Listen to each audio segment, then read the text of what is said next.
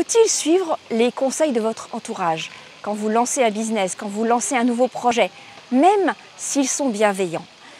Dans cette vidéo, dans ce 20e défi, je vous propose en fait les bonnes questions, 2 bonnes questions à vous poser pour savoir ce que vous pourriez retirer, en particulier quand ces conseils que l'on vous partage ne sont pas forcément les plus pertinents ou les plus à la page, à la pointe de ce dont vous auriez besoin. Alors, avant de vous proposer ces 2 bonnes questions à vous poser, je vous propose bien sûr, si ce n'est pas déjà fait, de vous abonner à la télé des entrepreneurs, donc là en bas, pour ne pas manquer les 10 prochains défis. Nous sommes donc au 20e, pour vous aider à vous transformer et à métamorphoser votre entreprise. Et puis, évidemment, comme je vous l'ai dit plusieurs fois, je fête ainsi mes 30 ans d'entrepreneur avec vous. Alors, en réalité, si les conseils qu'on vous donne, qui peuvent être bienveillants, mais qui n'ont pas forcément l'expertise que vous recherchez, comment vous pourriez en fait, bien malgré tout, vous en inspirer? Donc les 2 bonnes questions à vous poser sont particulièrement sur le fait que, en fait déjà la problématique, c'est que quand on vous propose, on vous partage des conseils, gentiment, on écoute, et ça rentre quand même dans la conscience. On peut se dire ça va me fausser les choses, on est un peu comme une éponge parce que c'est la famille, parce qu'on sait que c'est bienveillant, parce que c'est gentil. Sauf que le problème c'est que évidemment comme ce n'est pas forcément dans la lignée de ce que vous recherchez, vous auriez tendance à vous dire non, j'écoute gentiment mais je pense à autre chose. Alors écoutez, en réalité, ce que je vous propose, c'est de réorienter votre écoute. Et quand je vous dis ça, ça veut dire que, en fait, vous pouvez essayer de prendre conscience de l'expertise particulière qu'il peut vous falloir, que vous pourriez aller chercher au regard de ce qu'on vous dit. Pourquoi je vous dis ça? Parce que, moi j'ai vécu ça et je le vois aussi à travers des partenaires en particulier avec qui on a échangé sur ce sujet-là. En fait, dans mon propre cas, après la crise de 2008-2009, j'ai écouté les conseils de mon père puisque je relançais de nouveaux produits. Je passais en fait d'une personne de communication d'influence à la vente de services et de produits pour refaire la trésorerie. Et mon père, qui était un loup de la grande distribution, y est allé évidemment avec des conseils très gentils sur la façon la plus adéquate pour relancer des prospects, relancer des clients. Bon, c'est des choses que je faisais déjà, mais bon, voilà, je l'ai écouté. Et en fait, grâce à ces conseils qui n'étaient pas du tout, en fait, on va dire, approprié, parce que à ce moment-là, déjà en 2010-2011, à ce moment-là, déjà on avait les réseaux sociaux qui commençaient à prendre de la place. Déjà, quand on relançait des prospects, le téléphone commençait à devenir de plus en plus intrusif. Et donc, les conseils de mon père ne se basaient pas évidemment sur ces données-là. Et c'est là que j'ai réalisé et que j'ai pu véritablement, on va dire, formuler les besoins d'expertise que j'avais. C'est-à-dire que je me suis dit, en fait, c'est vraiment comment est-ce qu'on fait quand on sent que le téléphone est intrusif.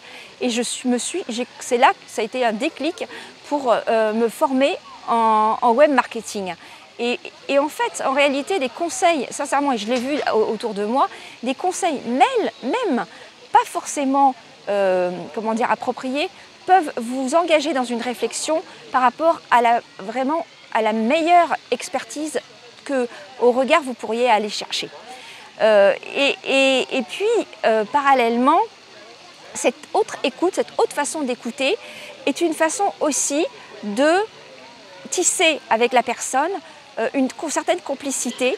Et ça rejoint en fait ce que je vous disais dans un défi précédent sur le fait que en partageant avec notre entourage sur nos difficultés, nos questionnements et en écoutant quand même malgré tout ce qu'ils peuvent nous dire, on alimente en fait tout cet entourage dont on peut avoir besoin et ce soutien dont on peut avoir besoin parce que en fait les personnes en question ont donné d'elles-mêmes, elles se sont senties utiles, elles vous ont quand même peut-être orienté, et surtout avec la deuxième question à vous poser qui vient tout de suite après, ça tisse malgré tout un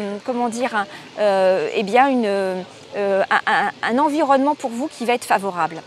La deuxième bonne question à vous poser, c'est à partir de ce que l'on vous partage, finalement, quelle autre façon vous pouvez éventuellement formuler la problématique. Parce que peut-être que dans la mesure où la personne va vous partager un conseil, elle va le comprendre en fonction de son filtre, son vécu, comme je vous disais, c'est la projection de ses peurs. Et donc du coup, ça va vous permettre certainement de trouver un autre angle pour formuler l'épine dans le pied de vos clients.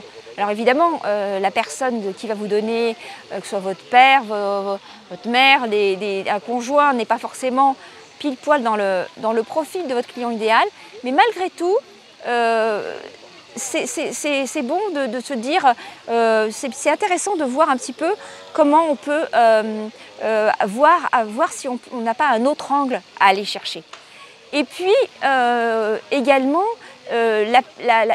cette personne-là va pouvoir peut-être aussi vous alimenter et nourrir vos idées en termes d'anecdotes qu'elle peut avoir d'expériences, qui vont peut-être venir alimenter un argumentaire, autrement, pas forcément comme elle le veut. Moi, mon père, justement, m'a donné un certain nombre de conseils. J'ai utilisé, en fait, ses partages, pas forcément dans la façon dont il voulait, comme je vous ai expliqué tout à l'heure, mais ça a alimenté, ça alimente, vous voyez, là maintenant, ça alimente justement une démonstration que je suis en train de vous faire, parce que j'ai avancé quand même.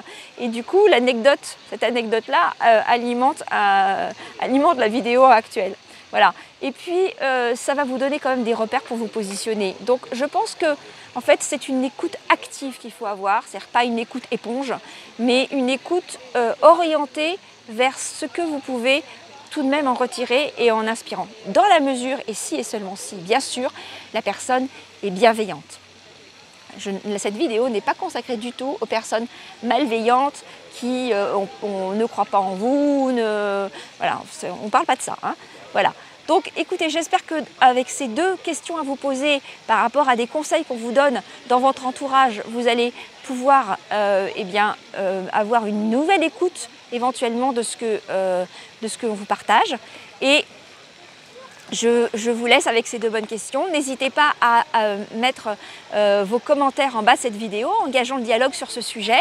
C'est un sujet qui touche beaucoup d'entrepreneurs.